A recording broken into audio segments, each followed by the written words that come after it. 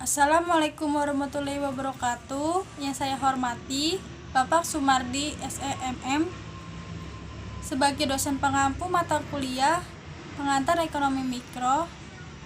Kenalkan, nama saya Septi Rizkyani, Fakultas Ekonomi dan Bisnis, Prodi Manajemen, kelas C Malam. Pada hari ini saya akan menayangkan presentasi yang saya buat tentang konsep dasar ilmu ekonomi. Sejahtera bagi kita semua.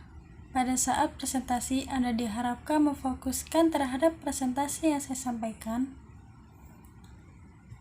Ketika ada yang kurang mengerti atau kurang jelas, Anda dapat menanyakan kepada saya saat akhir presentasi. Konsep dasar ilmu ekonomi.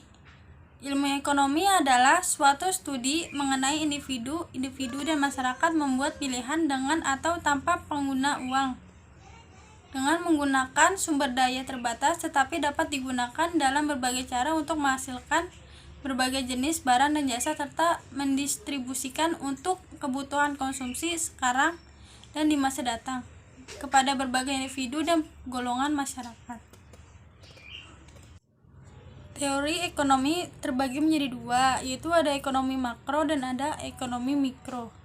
Nah, ekonomi makro itu ada seperti contohnya pertumbuhan ekonomi, pendapatan nasional, permintaan dan penawaran, dan lain-lain. Nah, kalau ekonomi mikro itu ada perilaku konsumen, nilai guna, pilihan, permintaan, dan elastisitas, dan lain-lain ya.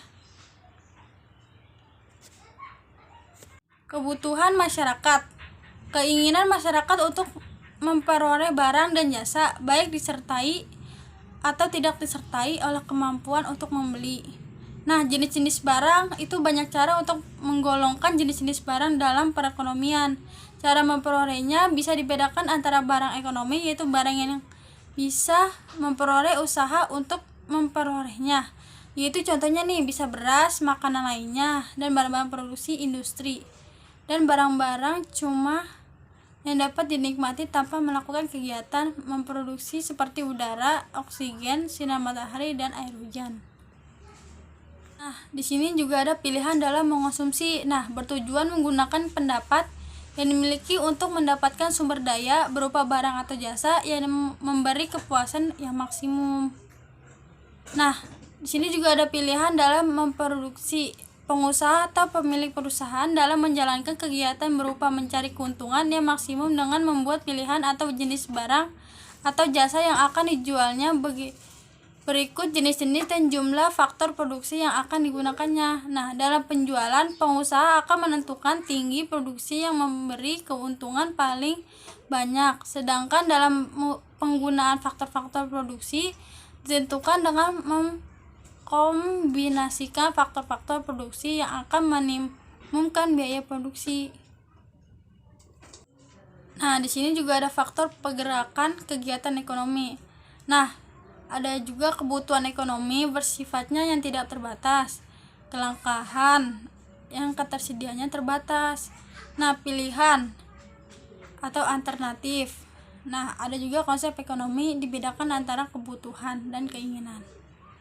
Selain itu, dalam teori ekonomi terdapat dua cara penggolongan, yaitu pertama, berdasarkan kepentingan barang tersebut dalam kehidupan manusia.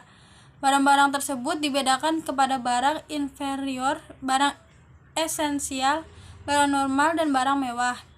Barang inferior yaitu barang yang banyak diminta oleh orang-orang yang berpendapat rendah. Jadi kalau pendapat bertambah tinggi, maka permintaan terhadap barang inferior akan berkurang. Contohnya ubi, kayu akan diganti oleh beras jika pendapat naik.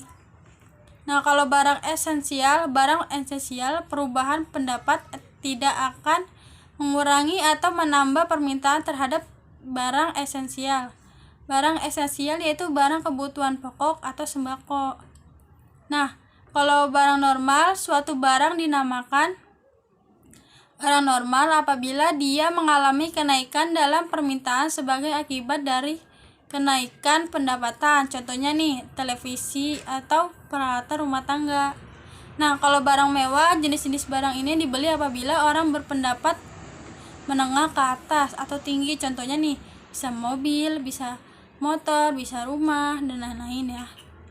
Berdasarkan cara penggunaan barang tersebut oleh masyarakat, yaitu barang pribadi, contohnya nih makanan, pakaian, dan mobil, dan barang publik yaitu jalan raya, lampu lalu lintas, dan mercusuar. Prinsip-prinsip dasar. Yang dimaksud prinsip dasar adalah patokan perilaku ekonomi dan dalam perekonomiannya yang mengarahkannya bertindak dan bersesuai dengan apa yang diharapkan oleh perilaku ekonomi tersebut dalam mengambil keputusan. Nah, bagaimana kita membuat keputusan? Kita harus melakukan trade-off. Biaya adalah apa yang Anda korbankan untuk memperoleh sesuatu. Orang rasional berpikir secara bertahap, kita bereaksi terhadap insentif. Sebelum saya mengakhiri presentasi ini, saya akan membuka sesi jika ada yang ingin ditanyakan, silakan bertanya.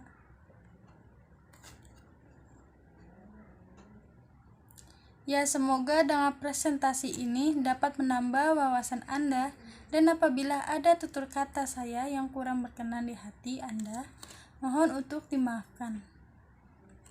Terima kasih. Wassalamualaikum warahmatullahi wabarakatuh.